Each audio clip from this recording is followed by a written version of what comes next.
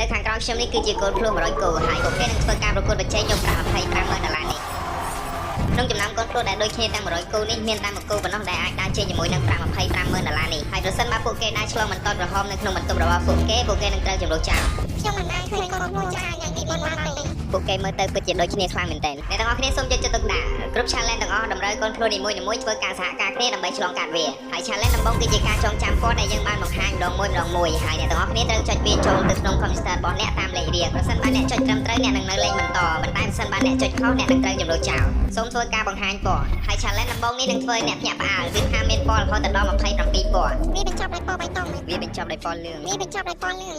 ញ៉ៃខ្លាំងមែនតើអ្នកមិនស្ដាប់អ្នកអ្វីត្រូវស្ដាប់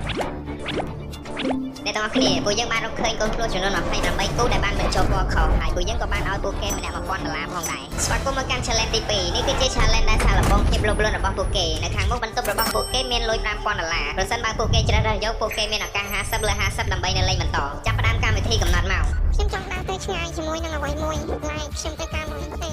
នៃរបស់ពួកយើងគឺនៅលើ$25,000នោះពួកយើងមិនត្រូវដើរជិះជាមួយនឹងប្រាក់$5000នោះទេអ្នកយក$5000នេះអបអសាទរអ្នកអត់ខ្វល់ពី$5000នោះទេពួកយើងគ្រាន់តែចង់ឈ្នះ challenge នេះស្ទើរ3ប៉ុណ្ណោះពេលវេលាជិតអស់ហើយកូនភ្លោះជាច្រើនបានជ្រើសរើសយក$5000ខ្ញុំមិនផ្លាស់ប្ដូរចិត្តរបស់ខ្ញុំទេហើយនិយាយថា